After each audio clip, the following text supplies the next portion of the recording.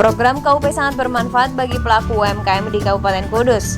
Mereka yang terbelit permasalahan modal dalam mengembangkan usahanya kini dapat teratasi, sehingga mereka mampu berbenah dan berinovasi meningkatkan kreativitas usahanya untuk dapat bersaing dalam menghadapi program Masyarakat Ekonomi Asia atau MEA.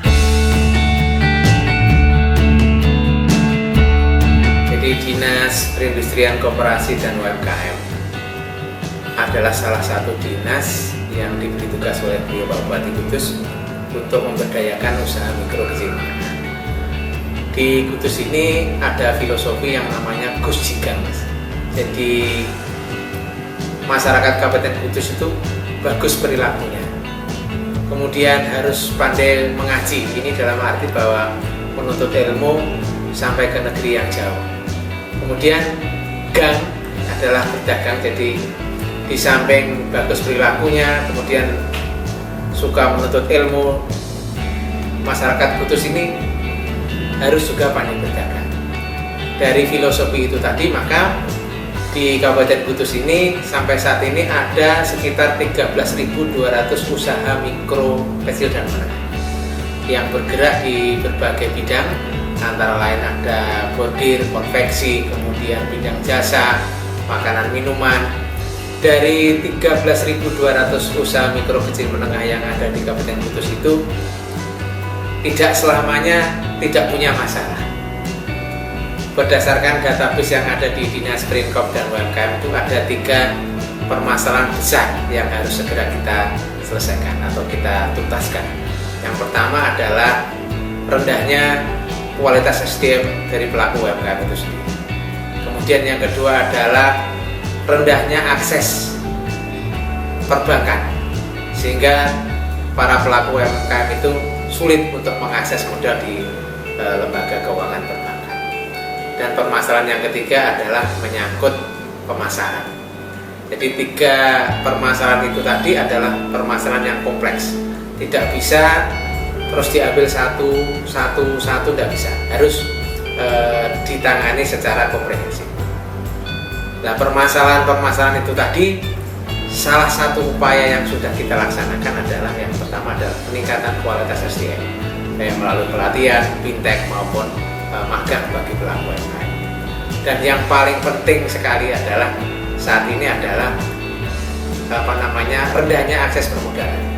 Jadi banyak usaha-usaha mikro kecil yang ada di Kudus itu visible, punya visi ke depan, tapi belum bankable.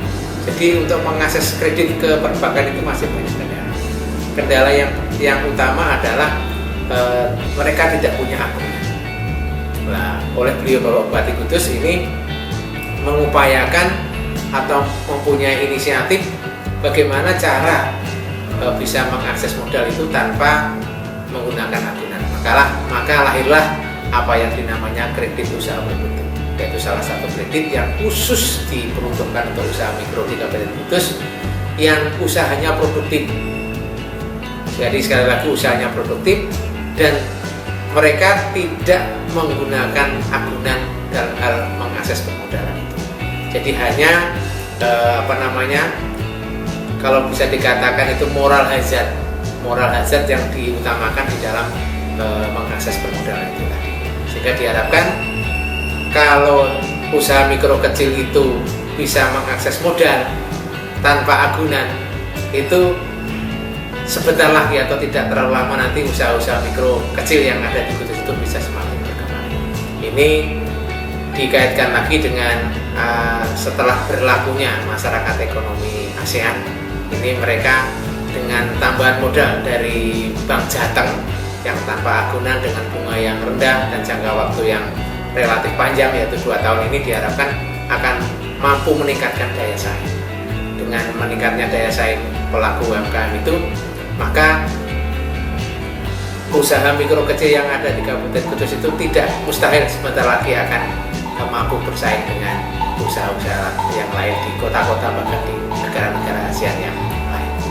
Dengan teratasinya permodalan yang ada di pelaku usaha mikro ini, diharapkan mereka pendapatannya akan meningkat, omsetnya juga akan meningkat, sehingga nanti kedepannya upaya beliau Bapak Bupati Kudus, yaitu mewujudkan masyarakat Kudus yang semakin sejahtera, itu akan dapat terwujud.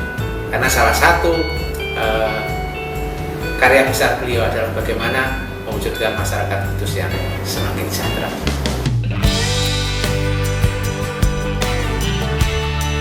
Kreativitas masyarakat Kudus memang patut diacungi jempol. Banyak produk lokal dan kerajinan di sini yang sudah dikenal di dalam maupun di luar negeri. Salah satunya adalah kerajinan gebyok milik Bapak Bambang. Pada awalnya beliau adalah seorang buruh ukir. Karena kemauan kerasnya untuk meraih kesuksesan, beliau kemudian menjual motor kesayangannya untuk membeli alat-alat ukir dan membeli sedikit kayu untuk bahan ukirnya. Pesanan akhirnya membludak, tetapi lagi-lagi beliau terbentur permasalahan permodalan. Setelah mendapatkan informasi mengenai program KUP dari seorang temannya, beliau lalu meminta rekomendasi dari kelurahan untuk kemudian diteruskan di kecamatan dan dinas terkait. Tak beberapa lama beliau kemudian mendapatkan dana segar dari program KUP. Prosesnya sangat mudah dan cepat. Beliau kemudian memanfaatkan dana tersebut untuk membeli bahan baku ukirnya. Usaha beliau kini sudah berjalan dan dibanjiri pesanan dari luar kota. Asal-usulnya saya ikut kerja sama orang sebagai tukang ukir. Kalau jadi karyawan, saya pikir-pikir tidak ada peningkatan. Lalu saya coba-coba untuk buat usaha sendiri. Saya punya sepeda motor, saya jual, terus buat beli alat-alat dan buat beli bahan. Alhamdulillah, baru pertama buat langsung ada peminatnya, langsung laku. Kesulitannya ada di modal. Kalau modalnya ada, bisa beli kayu banyak, bisa ngirim. Kalau modalnya sedikit, tidak bisa beli kayu banyak, jadi ya harganya agak mahal. Ketanggapan pemerintah Kabupaten Kudus dalam menjaga, mengayomi, dan membantu warganya untuk memperoleh kesejahteraan terbukti dan terlaksana dengan sangat baik.